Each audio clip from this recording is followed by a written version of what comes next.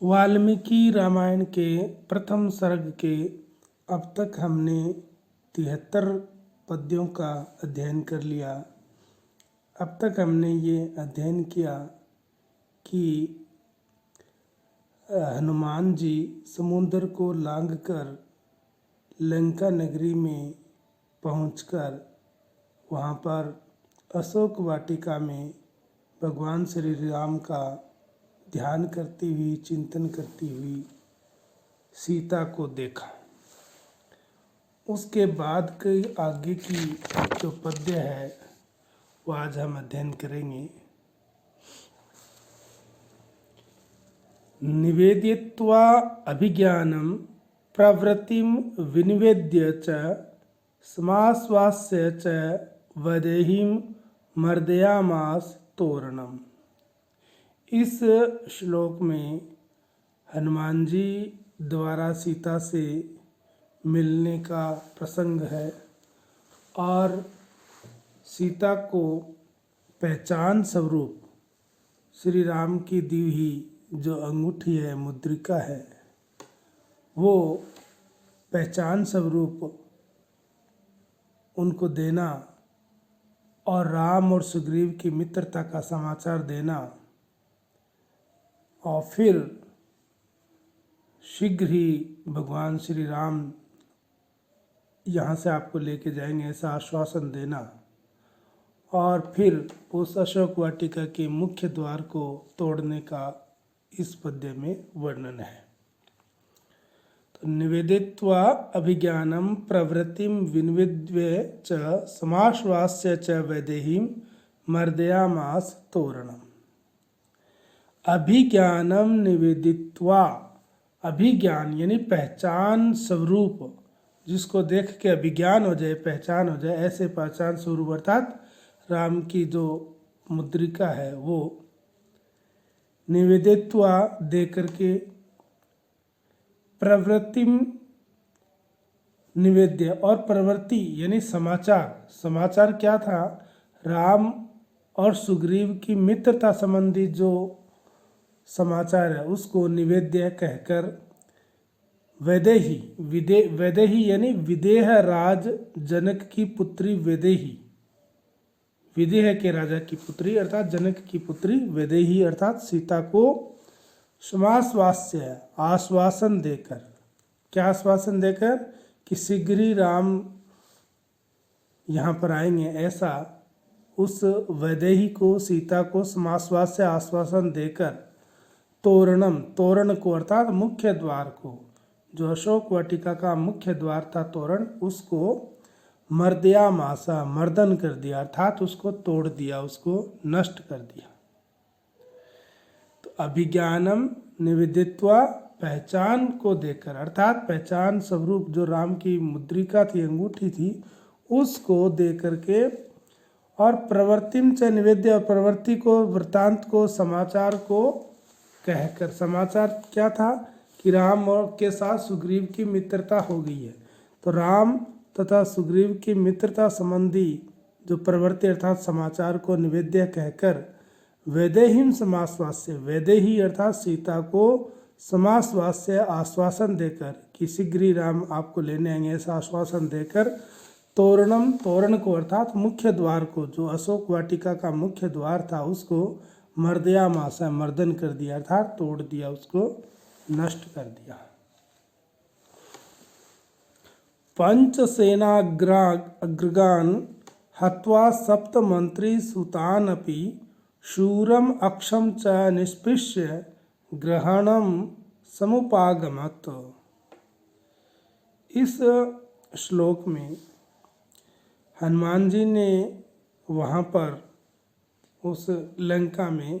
रावण के जो सेनापति है, 5 सेनापति और 7 मंत्री पुत्रों के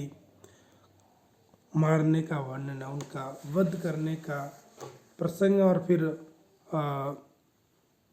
रावण के पुत्र मेघनाद द्वारा ब्रह्मास्त्र के प्रयोग के कारण उसमें बंधन का भी उल्लेख है। तो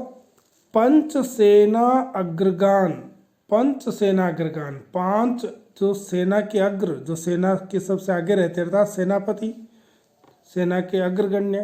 5 सेनाग्रगान यानी 5 सेनापतियों को, और सप्त मंत्री सुतान, और सप्त यानी 7 मंत्री सूत यानी मंत्री पुत्र, मंत्री सुतान मंत्री पुत्रों को, 7 मंत्री पुत्रों को अपि भी हत्वा मारकर, शूरम अक्षम, शूरम यानी शूरवीर जो अत्यधिक पराक्रमशाली वीर, अक्षम यानी अक्ष, अक्ष को निष्पिष्य, निष्पिष्य यानी पीस कर अर्थात नष्ट कर, अर्थात उसका वध कर, नष्ट कर, ग्रहणम समुपागमत, ग्रहण को, बंधन को प्राप्त हुआ, अर्थात मेघनाथ ने जो ब्रह्मास्त्र का प्रयोग किया था उसके बंधन को, उसके ग्रहणम, उसके ग्रहण को, बंधन को, समुपागमत प्राप्त हुआ। तो वहाँ पर हनुमान जी का 5 सेनाग्रगान 5 सेनापतियों को, जो रावण के प्रमुख पिंगल नेत्र आदि जो 5 सेनापति थे उनको, और सप्त मंत्री सुतान और 7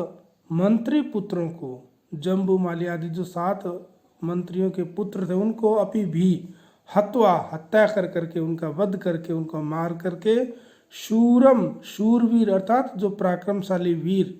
अक्षम अक्ष को, जो रावण का दूसरा पुत्र था अक्ष, अक्षम ये नाम है रावण के द्वितीय पुत्र का, तो अक्षम उस रावण के द्वितीय पुत्र अक्ष को निष्पिष्य पीस कर अर्थात नष्ट कर कर, ग्रहणम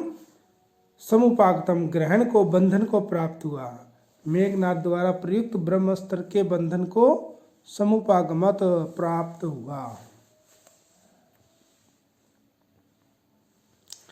अब ये 76 और 77 दोनों श्लोक इकट्ठे हैं। इन श्लोक में हनुमान जी का लंका में आग लगाना और सीता को छोड़कर पूरी लंका को जला करके, और फिर से राम को यह समाचार देना, सीता का अन्वेषण मैंने कर लिया है, और वापस राम के पास उस ऋष्यमुख पर्वत पर आने का वर्णन है। अस्त्रेणोन्मुक्तम् आत्मानं ज्ञात्वा पितामहात् वरात् मर्षयन् राक्षसान् वीरो यन्त्रिणः तानि यदृक्षया ततः दग्ध्वा पुरीं लंकामृते सीतां च मैथिलीं रामाय प्रियम आख्यातुं पुनः आयान महाकपि। वीरा महाकपि, वीर यानी पराक्रमशाली, महाकपि यानी महान, यानी महान, श्रेष्ठ, कपि यानी वानर, श्रेष्ठ वानर अर्थात हनुमान कि वीर श्रेष्ठ वानर अर्थात हनुमान, पितामहात पितामह की, पितामह अर्थात ब्रह्मा, पितामह ब्रह्मा की, वरात यानी वर से, उनके वरदान से, अस्त्रेण अस्त्र से, जो ब्रह्मास्त्र था मेघनाथ ने जिसका प्रयोग किया था, अस्त्रेण उस ब्रह्मास्त्र से, आत्मानम आत्मान यानी खुद को, स्वयं को, अपने आप को, यदृक्षया अपनी इच्छा अनुसार, यदृक्षय यानी जैसी इसकी इच्छा थी अपनी इच्छा अनुसार, उन्मुक्तम मुक्त हुआ, उस ब्रह्मास्त्र से अपनी इच्छा से मुक्त हुआ, ज्ञात्वा ऐसा जान करके, यंत्रिण यंत्रिण यानी जो बंधा हुआ हो, रस्सी आदि जो यंत्र से बंध करके, राक्षसान राक्षसों के मर्षयन सहन करते हुए, यानी राक्षसों ने जो उन पर अत्याचार किए, अपराध किए, उनको मर्षयन सहन करते हुए अर्थात उन्हें क्षमा करते हुए, उन राक्षसों को क्षमा करते हुए, ततः तदनंतर उसके बाद, मैथिलीम, मैथिली यानी मिथिला नरेश की पुत्री मैथिली अर्थात सीता, मैथिलीम मिथिला नरेश की पुत्री, सीताम सीता को रीते छोड़कर, सीता को रीते यानी छोड़कर, सीता को छोड़कर, लंका पुरीम, लंका पुरी यानी नगरी, पूरी लंका नगरीम, लंकाम पुरीम यानी संपूर्ण लंका नगरी को, दग्ध्वा जला करके, दग्ध करके अर्थात जलाकर,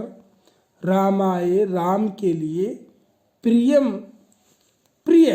राम के लिए जो प्रिय संदेश था कि सीता जो है वो मिल गई है, उनका पता लग गया है, ये जो प्रियम प्रिय संदेश था राम के लिए,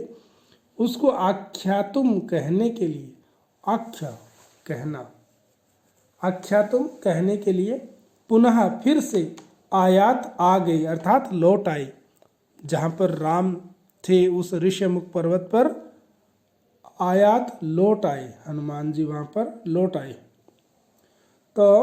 वीरा महाकपि, वीर महान कपि यानी श्रेष्ठ, वीर महान श्रेष्ठ वानर, पितामहात पितामह के अर्थात ब्रह्मा के वरात वरदान से, उनके वर से, अस्त्रेण अस्त्र से, जो ब्रह्मास्त्र था उससे, आत्मानम स्वयं को, यदृक्षया अपनी इच्छा से, उन्मुक्तम मुक्त हुआ, ज्ञातवा जान करके, यंत्रिणा बंद कर अर्थात जो रस्सी आदि यंत्र से नियंत्रित होकर बंद कर, राक्षसान राक्षसों के, मर्शयन सहन करते हुए अर्थात राक्षसों के अपराध को सहन करते हुए अर्थात उन्हें क्षमा करते हुए, तथा उसके पश्चात मैथिलीम मिथिला नरेश की पुत्री सीताम सीता को रीते छोड़कर, मिथिला नरेश की पुत्री सीताम सीता को रीते छोड़कर, लंकापुरी संपूर्ण लंका नगरी को दग्धवा जलाकर, रामाय राम के लिए, प्रियम प्रिय राम के लिए सबसे आनंददायी, जो सबसे प्रसन्नता युक्त जो संदेश था उसको आख्यातुम कहने के लिए पुनः फिर से आयात आ गई अर्थात वहाँ पर ऋष्यमुख पर्वत पर राम के पास आ गई। इस प्रकार इस पद्य में सीता का अन्वेषण करके और ब्रह्मास्त्र से मुक्त होकर के, राक्षसों को क्षमा करके और संपूर्ण लंका नगरी में आग लगा करके, सीता को छोड़कर संपूर्ण लंका नगरी को जला करके और राम को प्रिय समाचार सुनाने के लिए वहाँ उस ऋष्यमुख पर्वत पर आ गए जहाँ से वो गए थे वहाँ।